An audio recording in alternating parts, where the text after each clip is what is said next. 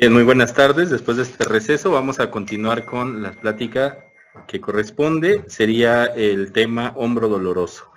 El dolor de hombro es uno de los motivos de consulta más frecuente en la práctica clínica habitual. Su diagnóstico puede resultar difícil debido al amplio espectro de etiologías posibles.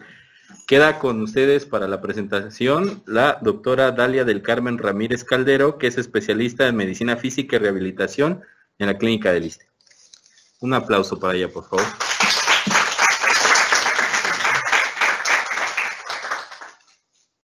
Hola, buenas tardes. Agradezco la invitación a este evento y pues espero que de lo que hablemos en los siguientes minutos sea de utilidad para su práctica clínica. Voy a compartir mi pantalla. Me avisan por favor si pueden ver la presentación. ¿Logran verla todos? Okay. Así es, doctora. Muy bien, entonces doy inicio a la clase. Voy a presentar primero como preámbulo un caso clínico muy representativo y vamos a ir desmenuzando un poquito más esta patología que, como bien mencionaban hace un momento, el síndrome de hombro doloroso puede tener varios diagnósticos diferenciales y puede tener un amplio espectro en estos, entonces es bastante importante definirlos. Tenemos que este paciente tiene 74 años, es originario de Guatemala, vive aquí en la Ciudad de México, lateralidad diestro, es católico, como escolaridad tiene la preparatoria completa, en antecedentes heredofamiliares no hay antecedentes importantes, fueron negados. Algo aquí importante, los antecedentes personales no patológicos en el caso de hombro doloroso es el tabaquismo. Como vamos a ver más adelante, es uno de los factores que pueden influir en el desarrollo de ciertas patologías de hombro doloroso. Entonces aquí este paciente tiene tabaquismo positivo desde los 12 a los 45 años de edad, aproximadamente media cajetilla al mes llega a fumar, alcoholismo también positivo. En cuanto al consumo de sustancias, tiene también positivo para marihuana en la juventud durante 2 años. En barreras arquitectónicas nosotros en rehabilitación las interrogamos, ya que es importante en el sentido de saber en algunas patologías si esto tiene alguna implicación con la patología que estamos viendo. En este caso tiene un apartamento en el 7º piso, utiliza elevador y bueno, en este caso se interroga, no es como tal tan relevante en el caso del hombro doloroso, pero bueno, en caso de patologías, por ejemplo, de miembro inferior, pudiera llegar a ser importante. Cohabita con una persona, con su pareja, y es dependiente económicamente de su pensionado. Tuvo varias ocupaciones, entre ellas de las más importantes para la patología que estamos tratando es que fue cargador de licor. Entonces esto es también, las cargas repetitivas son un factor de riesgo para desarrollar patología de hombro. Actualmente se encuentra desempleado. En actividad deportiva previa pues jugó fútbol, entre sus actividades recreativas está la lectura y es independiente para sus actividades de la vida diaria. Las actividades de la vida diaria se refieren a estas actividades básicas que todos hacemos, el del vestido, ir al baño, que nos hacen, las actividades cotidianas que hacemos día a día, ¿no? Entonces en este caso, a pesar de la patología de hombro doloroso, las logra hacer de forma independiente. En los antecedentes personales patológicos, niega alguna enfermedad o alguna comorbilidad, tuvo cirugías positivas, tuvo una amidalectomía, una laparotomía. En el caso de la patología actual de importancia es que tuvo un intento de secuestro hace 12 años, tuvo también una lesión o una extensión forzada de hombro bilateral. En ese momento lo trataron con AINES, no recibió tratamiento rehabilitatorio en ese momento. Para el padecimiento actual, en 2019 también tuvo una caída de su propia altura con el codo en flexión. No tuvo dolor en ese momento, pero posteriormente cuando conducía el carro y hacía rotación externa con el hombro, desencadenaba dolor. En ese momento lo describía como 8 de 10, no irradiado, en la región de la tuberosidad mayor de tipo punzante. Entonces aquí este dato de dolor a nivel de la tuberosidad mayor es importante, sobre todo en la patología de una de las patologías más frecuentes de hombro, que es el síndrome de manguito rotador. ¿Por qué? Porque aquí en esta región anatómica se insertan 3 de los 4 componentes del manguito rotador, como vamos a ver más adelante, excepto el subescapular. Entonces, esta es una de las patologías más, de las patologías más frecuentes del manguito rotador. Entonces, este dato ya nos va dando un poquito más de luz en cuanto al diagnóstico. Se exacerbaba el dolor en la rotación externa, disminuía con el reposo, era de predominio nocturno, acompañado de limitación de arcos de la movilidad por dolor. El predominio de horario también es importante interrogarlo en los pacientes con hombro doloroso, ya que algunos autores nos refieren que el que sea de predominio nocturno nos puede orientar a 2 patologías, sobre todo. Se refiere, por ejemplo, a patologías agregadas como el síndrome de pinzamiento subacromial, que el estar en decúbito se incrementa la presión a nivel de esta zona y eso incrementa el dolor.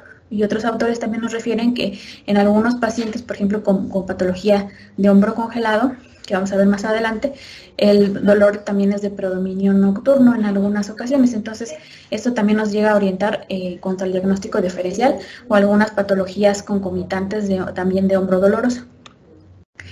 Al día siguiente de esto, lo acudió con un quiropráctico, le pusieron termoterapia superficial, ejercicios pendulares de Cosma, que son ejercicios bastante sencillos, como haciendo círculos, y bueno, lo realizaba una vez al día, tuvo una mejoría mínima, y acudió a un médico que solicitó radiografías, descartaron fractura en ese momento, y tomó él por iniciativa árnica y se automedicó también, y bueno, disminuyó también el dolor en ese entonces. Y actualmente, 2 años después, refiere todavía dolor en la tuberosidad mayor del húmero, de tipo punzante, no irradiado, de intensidad 6 de 10 y también de predominio nocturno. Se exacerba a la rotación externa, disminuye con el reposo y también presenta limitación en los arcos de movilidad. Estas son fotos de este paciente. Primero, también una de las cosas que es importante explorar en estos pacientes es la postura. En la vista posterior, en la primera imagen, podemos observar una discreta lateralización de la cabeza hacia el lado derecho, un discreto descenso también del hombro derecho. La columna aparentemente está alineada y los pliegues, el pliegue toracolumbar están también simétricos, que son lo que podemos observar en esta vista. En la vista lateral, podemos observar una ligera también antepulsión, que es una como desplazamiento anterior discreto de la cabeza y el cuello, cifosis dorsal discreta y nos tapa la imagen la lordosis, pero por la posición de la pelvis que se encuentra en basculación anterior, podemos inferir que la lordosis se encuentra incrementada, la curvatura de la región lumbar. En la vista anterior, que es la última imagen, podemos corroborar los descensos del hombro y bueno, no nos proporciona mayores detalles. Después procedemos a la inspección, que se encuentran íntegros, simétricos y atróficos. A la palpación encontramos también dolor en la tuberosidad mayor, que ha persistido desde el inicio del padecimiento actual. Y bueno, en esta parte es importante mencionar que en patología de hombro es súper importante explorar tanto arcos de movilidad activos como pasivos. ¿Por qué? Porque esto nos puede dar pues muchísima información y orientación acerca de hacia qué diagnóstico orientarnos, ¿no? Entonces, los arcos activos, como su nombre lo dice, el paciente va a hacer el movimiento solo, ¿no? No va a tener asistencia por parte nuestra. Y en los arcos pasivos, si encontramos o tenemos un hallazgo de que hay limitación en algún arco activo de hombro, nosotros asistimos al paciente para completar el arco de forma pasiva. Nosotros lo asistimos y lo ayudamos como tal a completarlo, y eso también nos va a orientar para distinguir entre una patología u otra, ¿no? En el caso del manguito rotador, los arcos de movilidad activos se encuentran limitados y los pasivos pueden llegar a completarse un poquito más, porque el componente activo del manguito rotador como tal, su función es predominantemente activa, y en ese tenor vamos a encontrar mayormente afectados los arcos activos, el manguito rotador.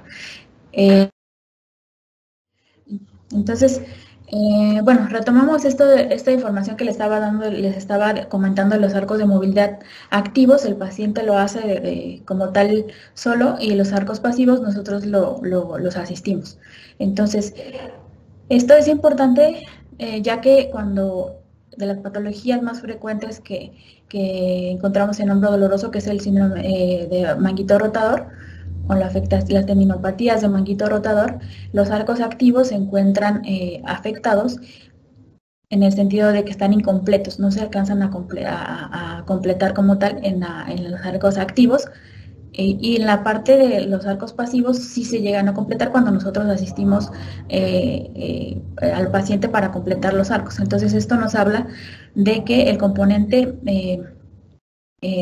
activo de la función del manguito rotador se encuentra afectado, pero no hay una alteración estructural agregada que nos esté afectando los arcos pasivos.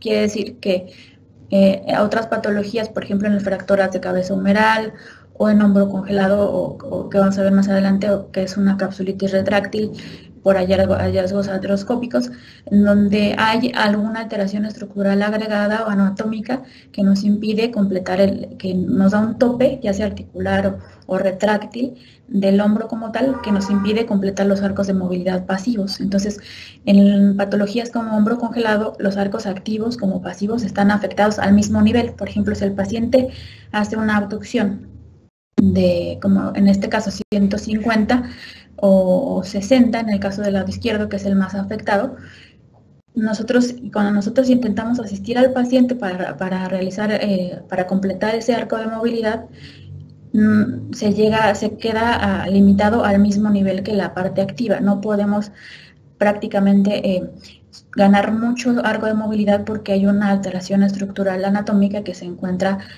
afectando, limitando que logremos un arco de movilidad pasivo completo. Entonces, cuando hay un componente agregado en ese sentido, tanto los arcos pasivos como los arcos activos están afectados casi al mismo nivel, y eso nos da una orientación importante en la exploración física para distinguir tendinopatía de manguito rotador, donde los arcos activos están afectados pero los pasivos no, de otras patologías como hombro congelado, donde tanto los arcos pasivos como activos se encuentran afectados al mismo nivel, ¿vale? Entonces, esa es una información importante que nos puede dar simplemente la exploración física de arcos activos y pasivos. Entonces, aquí podemos ver que la mayor afectación de este paciente es en el hombro izquierdo, ¿no? Tenemos que tiene una abducción de 60 grados activa, y sí alcanza un poquito más en pasivo 90 grados, ¿no? Entonces, también en la flexión tiene 140 del lado derecho, 40 del lado izquierdo en activo, 164 grados del lado derecho en pasivo y 80 grados del lado izquierdo. Sí hubo una ganancia en la parte pasiva. Entonces, esta también se explora tanto flexión, extensión, aducción, la rotación interna y la rotación externa. En la rotación interna y externa se puede explorar de dos formas.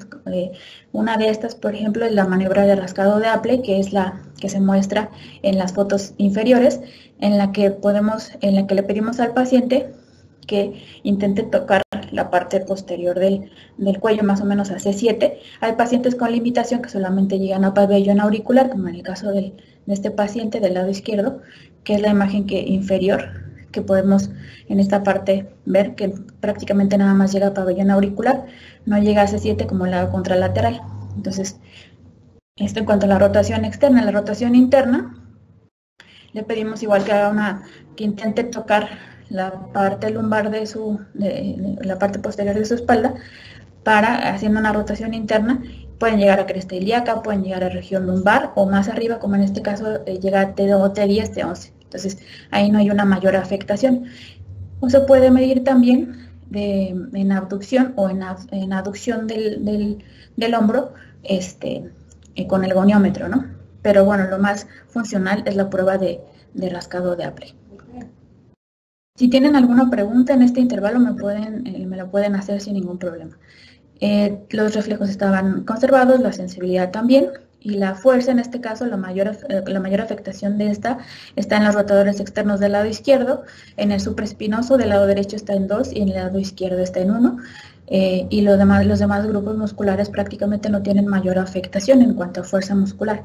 Entonces aquí ya nos está dando otros datos de orientación hacia manguito rotador y de predominio sobre todo del supraespinoso por la debilidad muscular y por la limitación en la abducción. ¿vale? Los dos principales músculos, bueno, en la abducción participan varios músculos, pero el principal, el iniciador en algunas bibliografías es el supraespinoso, que también el deltoides juega un papel importante en este sentido, ¿no? Y se van agregando después el bicipital, y conforme va incrementándose o elevándose o incrementándose el arco de movilidad de abducción, participan otros músculos. Por ejemplo, más allá de los 90 grados participan los músculos de la cintura escapular, y ya cuando llegamos casi a los 180 grados participan en músculos ya paravertebrales incluso. En cuanto a las maniobras especiales, están casi todas negativas, solamente tiene positiva de forma bilateral yo o hot y brazo caído del lado izquierdo. Entonces, aquí, si alguien recuerda qué patología corresponden las maniobras mencionadas y cómo se exploran, y si no, pues de todas formas lo vamos a mencionar más adelante. Aquí lo agrupé, o se agrupan por patología. Entonces, aquí tenemos que las mencionadas en la parte superior corresponden a pinzamiento subacromial, Spitz-Yergason tendinopatía bicipital, que es también otro diagnóstico que se puede, un diagnóstico diferencial, que incluso se puede llegar a presentar de forma simultánea o concomitante con lesiones del manguito rotador como tal. Yo, que es el valor del supraespinoso, Herbert, que valora el subescapular, y brazo caído, que también valora el supraespinoso, ¿no? Entonces vamos a ir viendo cómo se exploran o qué maniobras especiales se realizan dependiendo de la patología, y siempre hay que distinguirlas entre tendinopatía del manguito rotador, pinzamiento subacromial, tendinopatía bicipital, etcétera, como vamos a ir viendo los diagnósticos diferenciales. Entonces, este paciente, la conclusión del ultrasonido, que ya sabemos, bueno, le hicieron también radiografías y no tenía una lesión ósea como tal. Y el ultrasonido, que sabemos que es más orientativo para lesiones para tendinopatías, tuvo una lesión del supraespinoso derecho parcial y una lesión completa del supraespinoso izquierdo, y justamente coincidía con la limitación en la exploración física, ¿no?, a la abducción. El diagnóstico, pues, tiene un síndrome de hombro doloroso, etiología traumática degenerativa, y el nosológico tiene una lesión del manguito rotador parcial del supraespinoso derecho y completa del supraespinoso izquierdo. Entonces, a pesar de que tiene una lesión completa del supraespinoso izquierdo, pues sabemos que hay otros músculos, como hace ratito les mencionaba, que también participan en la abducción. Entonces, a pesar de en algunos pacientes de que puedan llegar a tener una lesión completa del supraespinoso, hay músculos que también se encargan de tener esa función, y que por lo tanto sí hay cierta limitación, pero no se pierde de forma completa, ¿no? Y pues topográfico del hombro izquierdo, sobre todo, que es donde tiene mayor afectación. Entonces, ya teniendo este preámbulo, que en el caso de hombro doloroso, el síndrome de manguito rotador es de las patologías, de la patología más frecuente de todo este espectro que tenemos de hombro doloroso. Obviamente, pues con el interrogatorio tenemos que determinar si hubo una lesión traumática previa, como el caso del paciente, el tiempo de evolución, otros factores de riesgo que pueden llegar a hacernos pensar que tenemos una lesión de manguito rotador, y que es prácticamente lo más frecuente, ¿no? Entonces, tenemos que, de las funciones biomecánicas del manguito rotador, que ya sabemos que está formado por, o que está con, hay 4 componentes, que es el supraespinoso, el infraespinoso, el redondo abdominal y el subescapular. Este provee un balance que estabiliza la articulación glenohumeral contra la acción de otros músculos, por ejemplo el deltoides, que tiene una tendencia a elevar la cabeza humeral y hacer una, que también forma parte importante también de la biomecánica de la fisiopatología, por ejemplo, del pinzamiento subacromial. Entonces, lo que hace es que el deltoides es un músculo mucho más grande, obviamente, que los componentes del manguito rotador, y tiende a hacer una coadaptación con la cabeza, con la articulación glenohumeral. Entonces tiende como a hacer una elevación y un choque, ¿no? Entonces esta tendencia se disminuye con el manguito rotador, que la estabiliza, ¿no? Le estabiliza la cabeza humeral en la cavidad glenoidea, y tiende a disminuir esta tendencia como de coadaptación que tiene el deltoides. En cuanto a la lesión, bueno, la lesión de manguitos rotadores, de los rotadores, como ya hemos mencionado, es una de las lesiones más comunes del hombro, sino es que la más común y que la que más nos enfrentamos en la consulta. Y bueno, los síntomas generalmente es dolor, pérdida de la fuerza muscular, como también ya lo mostrábamos con el paciente, y arcos de movilidad limitados, sobre todo activos, como ya lo hemos mencionado. Sin embargo, hay pacientes que también van a cursar con asintomáticos, ¿no? Se considera, por ejemplo, un cambio degenerativo normal y se correlaciona con signos de pensamiento también que pueden presentarse de forma agregada a una tendinopatía de manguito rotador como tal. Entonces, hay pacientes sobre todo de edad avanzada que pueden llegar a tener lesiones completas y ser prácticamente asintomáticos. En cuanto a la clasificación por tiempo de evolución, pues ya sabemos que esta puede ser aguda o crónica, también por la profundidad de la lesión o por la afectación como tal estructural, puede ser parcial o completa. Una lesión completa pues también se define por el tamaño, ¿no? Como pequeña, mediana, grande o masiva, de 1 centímetro, de 1 a 3 centímetros y de 3 a 5 centímetros o mayores. Entonces, esta es como una clasificación pues estructural, ¿no? En cuanto a la epidemiología, tenemos que, como ya mencionábamos, hasta 2/3 de los casos son asintomáticos. Las lesiones del manguito rotador agudas aumentan con la edad y alrededor del 50% se presentan en alrededor del 50% de pacientes de más de 65 años. El 25% de los pacientes a los 60 años han tenido o tienen una lesión del manguito rotador crónica y se incrementa al doble de alrededor del 50% en pacientes de alrededor de 80 años. Entonces, conforme se va incrementando la edad y obviamente se va incrementando estos factores degenerativos agregados, tanto articulares como de las estructuras tendinosas, pues el riesgo y la incidencia se van incrementando de forma paulatina, conforme se incrementa la edad. Bueno, entre más grandes sean las lesiones, se dice que también desarrollan más síntomas.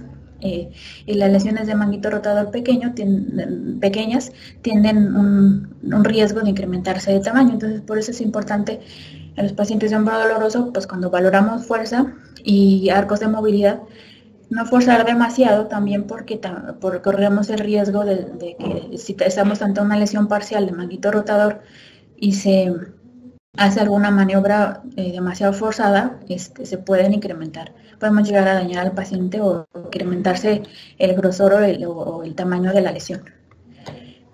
En cuanto a la etiología, pues es multifactorial, como ya decíamos, los cambios degenerativos que se van dando conforme avanza la edad y los microtraumas repetitivos también, entre otras alteraciones que otros factores de riesgo que también vamos a mencionar más adelante. Entre ellos, por ejemplo, está el tabaquismo.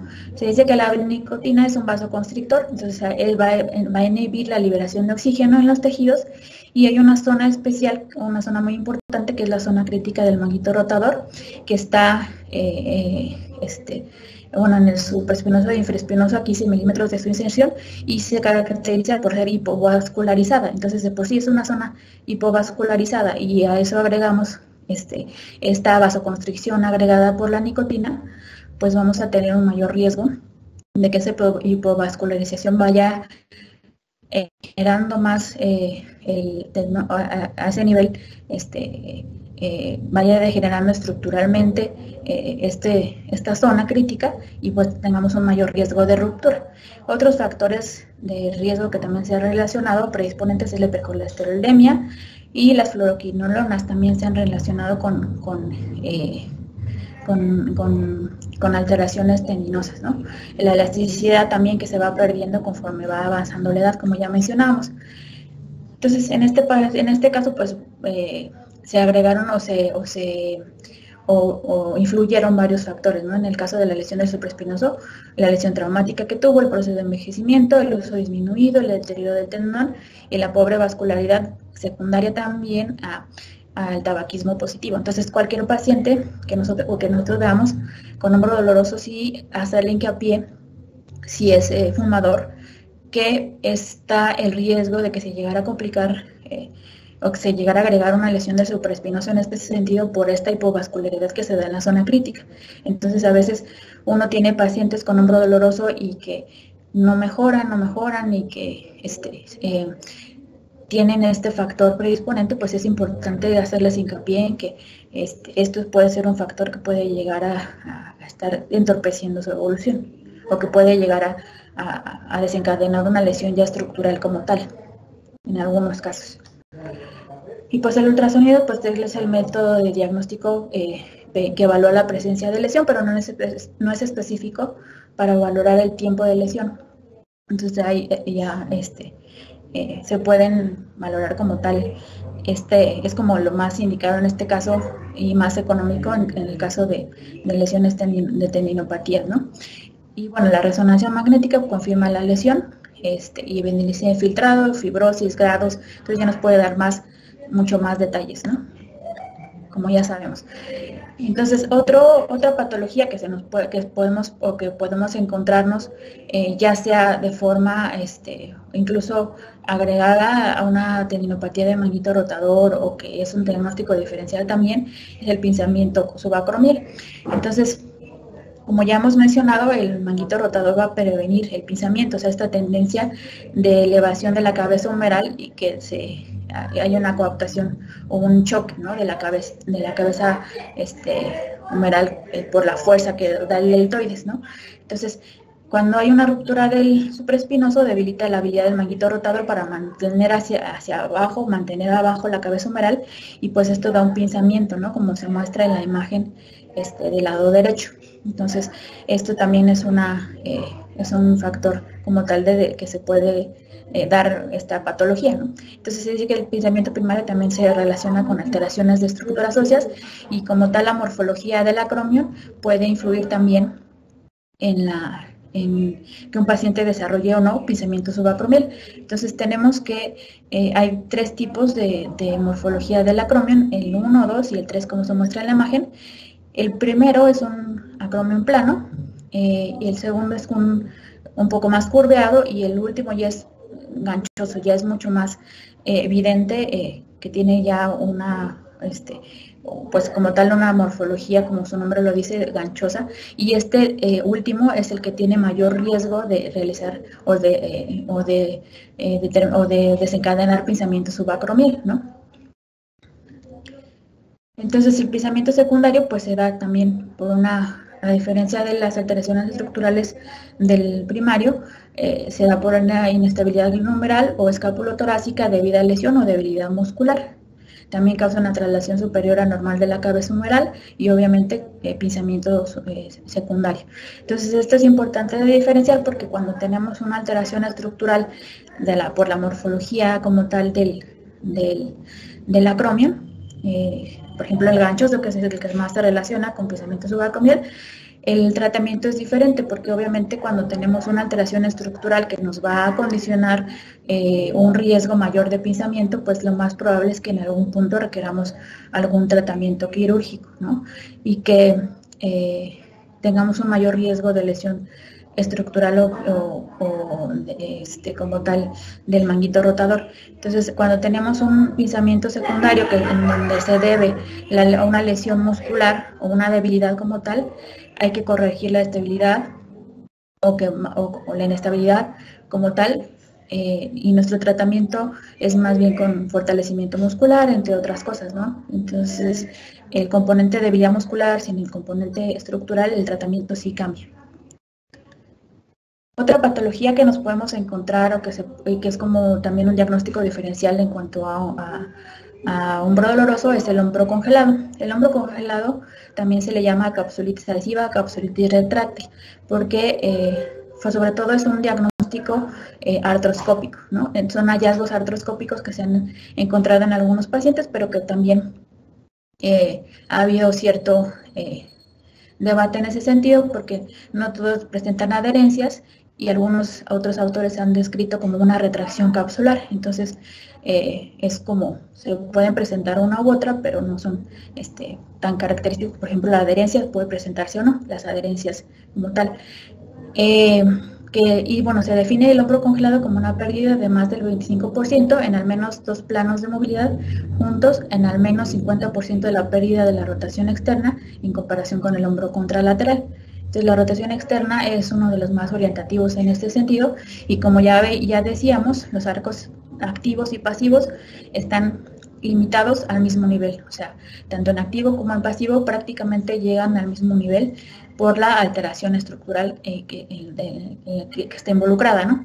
Entonces, el hombro congelado se desarrolla también, pues, relativamente frecuente o de encontrar en pacientes que tienen inmovilización prolongada. Entonces, por eso es importante que los pacientes que vayan a tener o que tengan como tal inmovilización prolongada, empezar una rehabilitación temprana o que si no es estrictamente necesario que tenga inmovilizado el hombro como tal por alguna fractura, por ejemplo, algunas patologías que son obviamente mucho más necesaria la inmovilización alrededor de 8 semanas en el caso de una fractura, por ejemplo. Si no se trata de una patología que sea estrictamente, que tenga una indicación estricta de inmovilización, movilizar al paciente, porque cuando un paciente por dolor deja de mover el hombro, obviamente se van desarrollando alteraciones estructurales, como en este caso el hombro congelado, y si a largo plazo se mantiene, pues se desarrolla esta patología, ¿no? Entonces, la historia natural de esta patología la describió Rips y la describió en 3 fases, ¿no? Que como tal se pueden presentar de forma superpuesta, no es que una empiece y la otra, bueno, termine una y se dé la siguiente, sino que se pueden presentar de forma intercalada, ¿no? Superpuesta. La primera fase es la fase dolorosa, que se describe como un inicio paulatino, tiene una duración de alrededor de 2 a 9 meses, el dolor interfiere con el sueño, lo que les decía hace rato, que también los pacientes llegan a describirlo como un dolor de predominio nocturno, que aumenta con la movilización activa del brazo y que comienzan la limitación de los arcos de movilidad.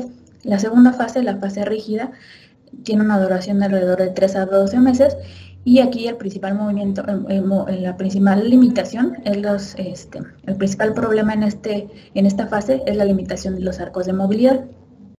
La tercera fase le llaman la fase de recuperación, que es de alrededor de 5 a 26 meses de duración y en promedio dura más o menos 30 meses.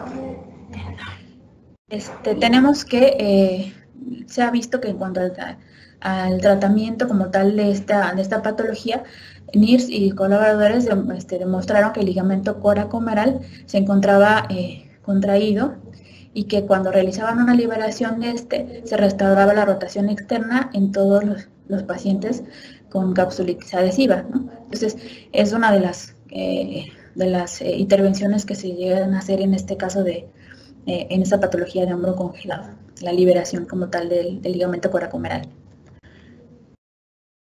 Ya en cuanto a maniobras especiales, tenemos la maniobra de arco doloroso, que es una abducción activa como tal, y el dolor, como se muestra en la imagen, se presenta alrededor de los 60 y 90 grados, que es el triángulo, la región que delimita el triángulo que se ve en la imagen, y desaparece más allá de los 120 grados, y esto nos habla de compromiso subacromial o de lesión del supraespinoso.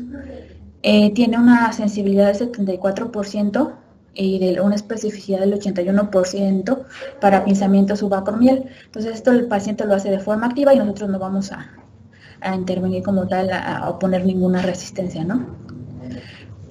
Esta otra maniobra, que es la maniobra de Hawkins-Kennedy, que es una maniobra también para pinzamiento subacromial, y se hace con la flexión de hombro y codo a 90 grados, como se muestra en la imagen.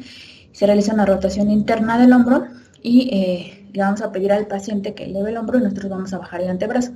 Entonces esto causa un atrapamiento de las estructuras subacromiales y tiene una sensibilidad del 88% y una especificidad del 43% para lesión del manguito rotador.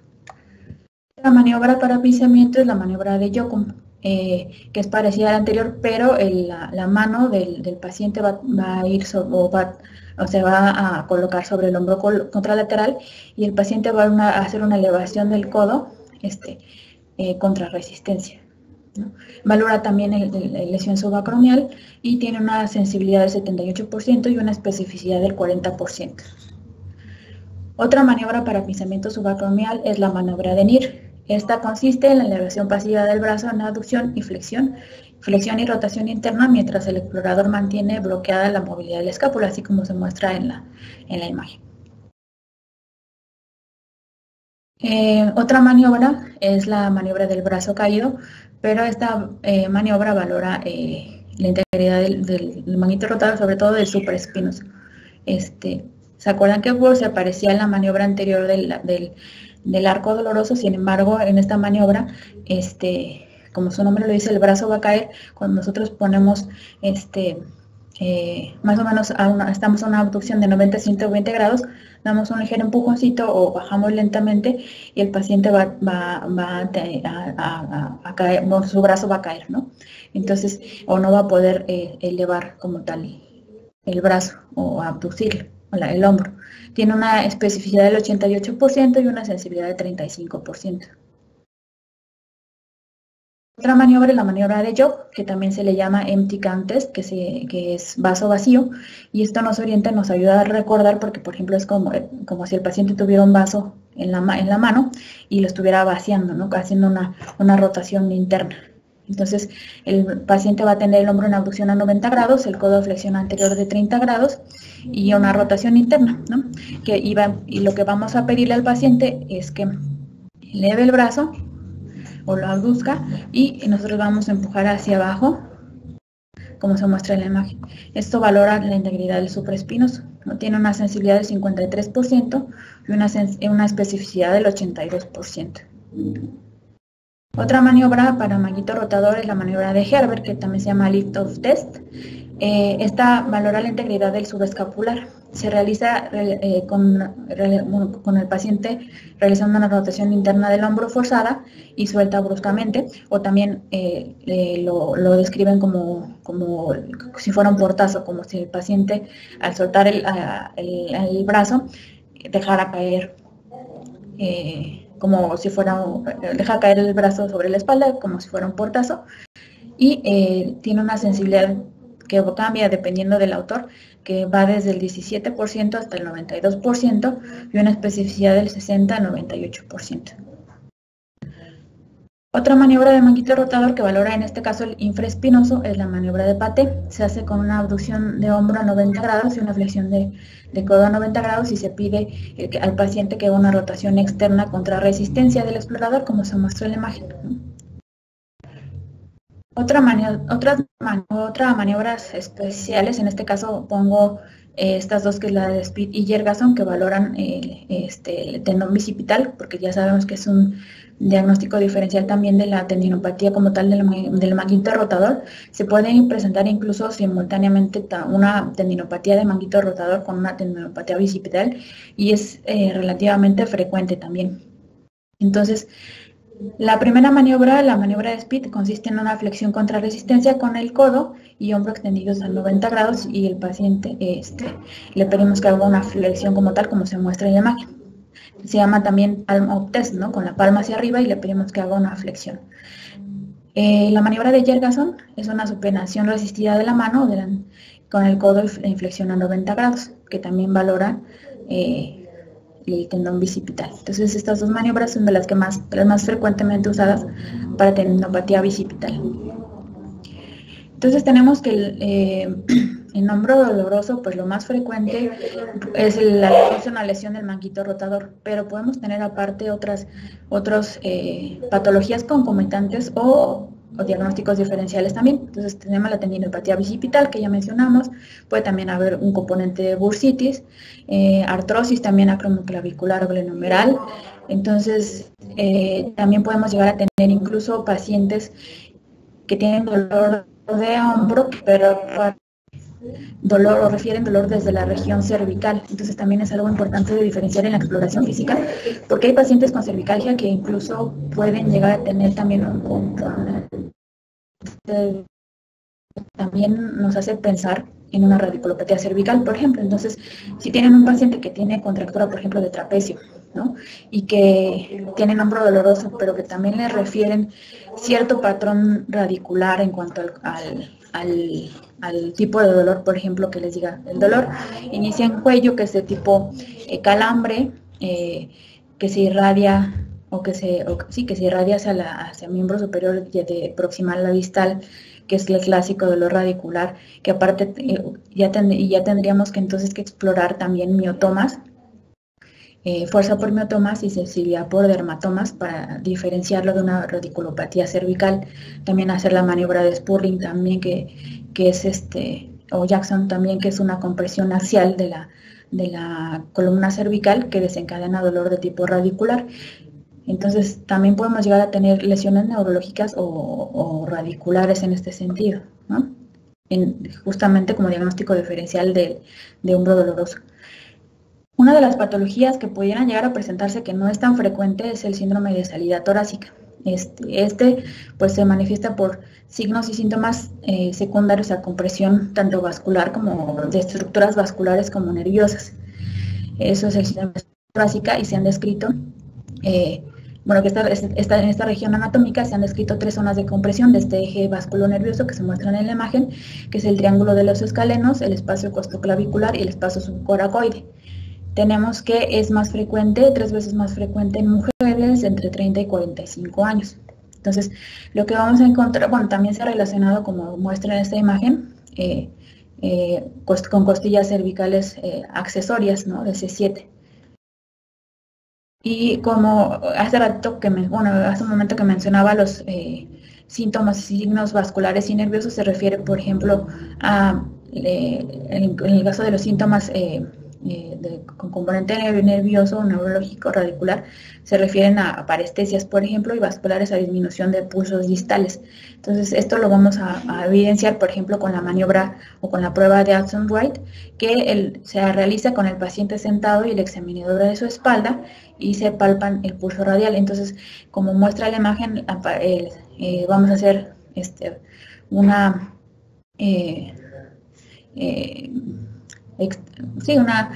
vamos a palpar el pulso radial a nivel distal, y vamos a hacer un poquito hacia atrás el brazo del hombro como tal, para producir aquí una compresión a nivel de la salida torácica, y lo que vamos a percibir en este punto es una disminución del pulso radial, que es muy discreta, realmente sí se llega a percibir. Y también van a percibir, o el paciente va a referir parestesias, o va a desencadenar los síntomas, ¿no?, que generalmente van de esta zona, de la zona proximal hacia zona distal, ¿no? Maniobra, que es la prueba de Ross, que se hace con el paciente sentado y el examinador a su espalda. Se le pide al paciente elevar las extremidades extendidas y las palmas enfrente, que abre y cierre las manos completamente una vez por segundo, y esto también va a desencadenar ya sea síntomas vasculares o nerviosos, que son estas parestesias o estos síntomas de dolor tipo punzante o parestesias como tal, y las vasculares, que son la disminución del pulso radial, pero aquí no se perciben tanto como tal porque no estamos palpando el pulso radial, sino más bien serían las manifestaciones neurológicas, ¿no? Las vasculares se perciben con la maniobra de Addison-Wright. También está la prueba de Halsted, que se hace con el paciente erguido y el examinador a su espalda, y se le pide que mantenga en la posición militar los brazos y en aducción forzada a los costados, y esto también va a desencadenar la sintomatología por compresión a nivel de la salida torácica. Otra patología no tan frecuente que se puede llegar a presentar es la escápula alada, que nos habla de una lesión del nervio torácico largo. En la electromiografía se va a observar una denervación o datos de denervación en los músculos dependientes de este nervio, que entre los cuales están el serrato anterior, el trapecio, el romboides. Y la imagen clásica que tenemos es esta paciente como en esta paciente que se encuentra recargando los brazos en la pared, y se hace muy prominente el borde interno de la escápula. Entonces es muy característica de esta imagen. Es menos frecuente, pero muchas veces llegamos a decir en la exploración física erróneamente escápula alada, y realmente es un descenso o un ascenso escapular por esta dinámica alterada de la cintura escapular y el hombro, pero no propiamente es una escápula alada, porque una escápula alada ya es una lesión como tal del nervio periférico, ¿no? Y se ve como en este caso, en esta imagen. Otra patología menos frecuente es el síndrome de Parsonage-Turner, que es una plexitis braquial, sobre todo del tronco superior del plexo braquial, es bilateral en alrededor del 25% de los casos. La incidencia es de 1.5 casos por cada 100.000 habitantes, sobre todo es más frecuente en hombres durante la tercera y quinta década de la vida. La forma típica no se conoce su etiología, pero se ha descrito también que puede coexistir con procesos inmunes. También tiene 3 fases. La primera fase es la fase de neuritis con dolor agudo y súbito en hombro y radio de la extremidad. Esta es la fase en la que se puede llegar a confundir con mayor facilidad con un hombro doloroso, de etiología, por ejemplo, que lo podemos llegar a confundir con un manguito rotador, ¿no? Con un síndrome de manguito rotador en la fase dolorosa, ¿no?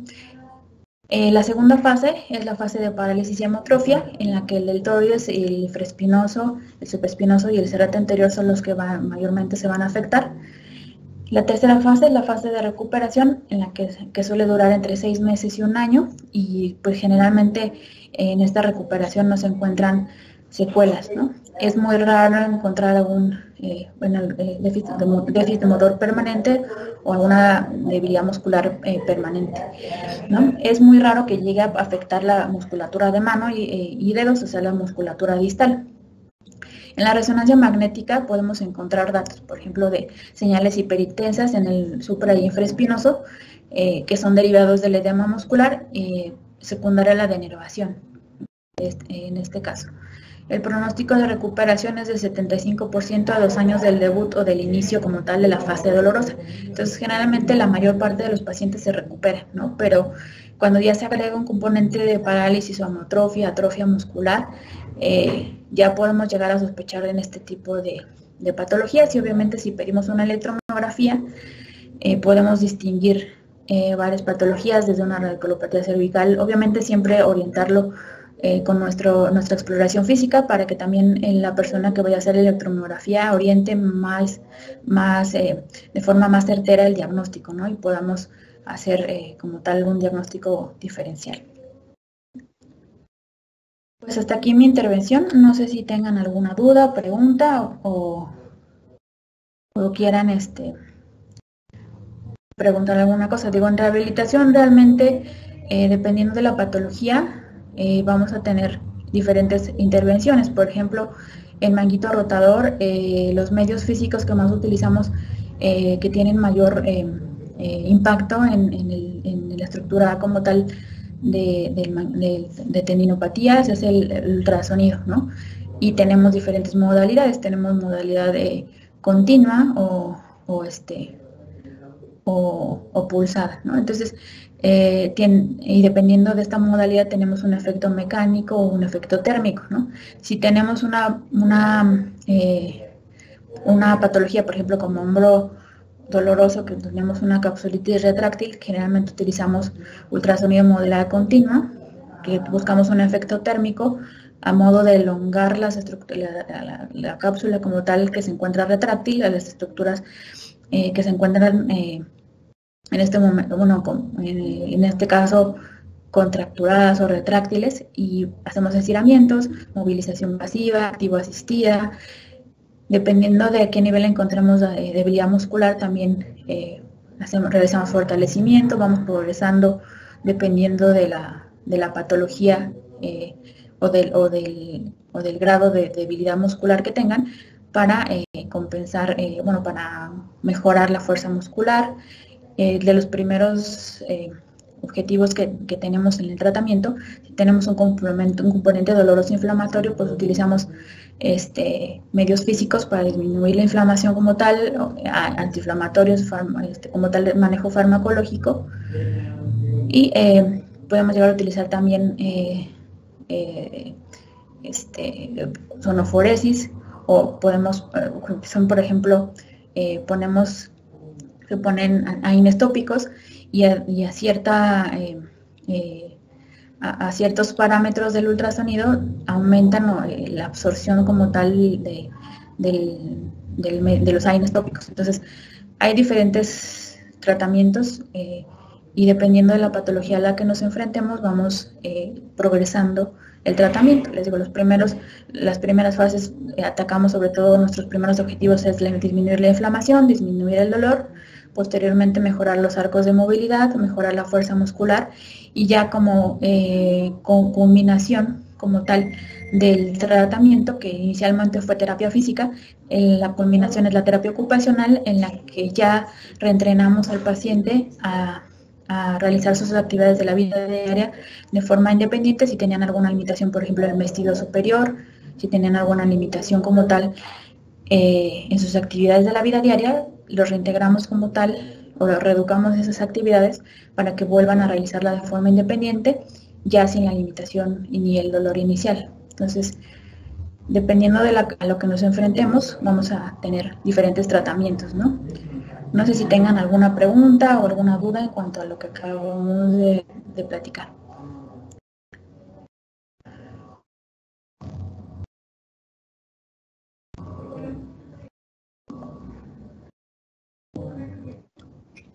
No, doctora. Bueno, pues espero que haya sido útil esta presentación y bueno, como ya mencionábamos al principio, hombro doloroso pues tiene un amplio espectro de posibles patologías y pues es con el mensaje que se pueden ir a casa que lo más frecuente son las patologías tendinosas, las tendinopatías, tanto de manguito rotador, de la tendinopatía bicipital, el que se pueden presentar de forma concomitante o agregada con pisamiento subacromial. Posteriormente pues está ya las patologías de diagnóstico diferenciales neurológicas que ya vimos desde una radiculopatía cervical hasta Parsonage-Turner, síndrome de salida torácica. Entonces podemos tener diferentes patologías y ya obviamente los diagnósticos menos o las patologías menos frecuentes son diagnósticos ya como de descarte, ¿no? Lo más frecuente a lo que nos enfrentamos son las tendinopatías, ¿no? Tanto de manguito rotador como bicipital. Pues bien, doctora, no nos resta más que agradecer su participación en esta interesante plática, además que pues es uno de los padecimientos más comunes.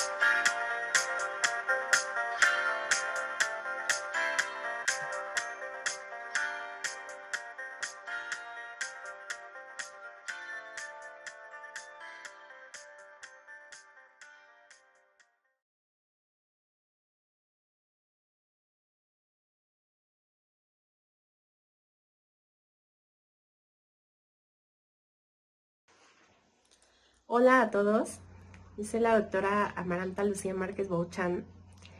Les agradezco la invitación para formar parte de este momento tan emotivo y tan importante para todos ustedes como compañeros y para nosotros como exresidentes de esta gran unidad. A la Clínica de Medicina Familiar Dr. Ignacio Chávez, yo la conocí desde que fui estudiante de la carrera de Medicina.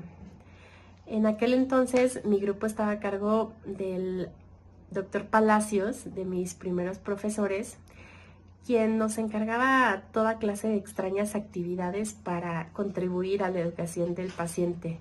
Hasta obras de teatro terminamos haciendo. Sin embargo, tiempo después comprendí que esas extrañas actividades iban encaminadas a lograr uno de los principales objetivos del primer nivel de atención, empoderar al paciente. Desde ahí me enamoré del primer nivel y muy en especial de la Clínica de Medicina Familiar Dr. Ignacio Chávez.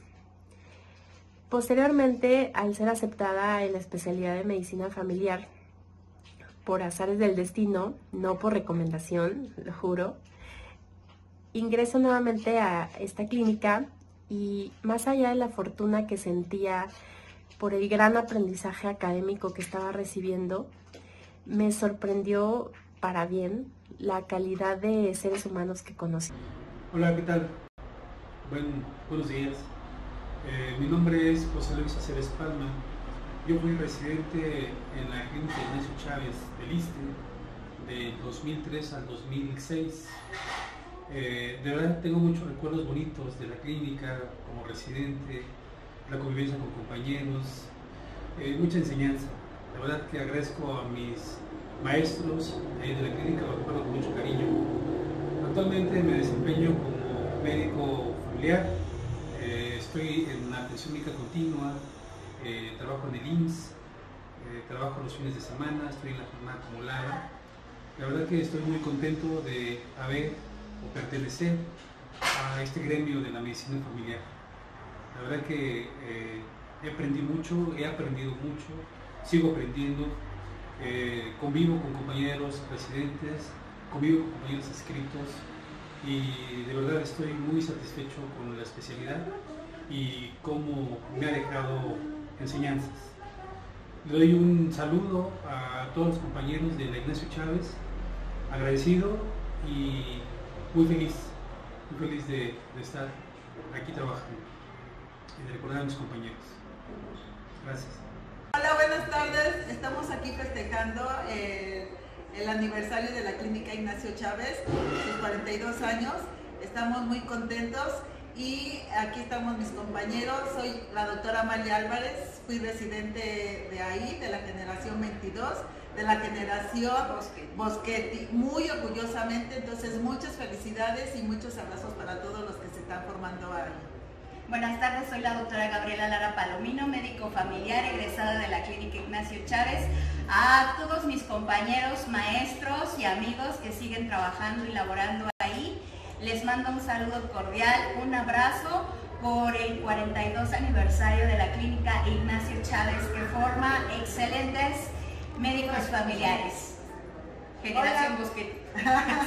Buenas tardes, yo soy la doctora Sandra, también fui generación 22, estábamos haciendo cuentas y pues nada, muchas felicidades a todos. Felicidades Clínica Ignacio Chávez y mucho agradecimiento y cariño para todos.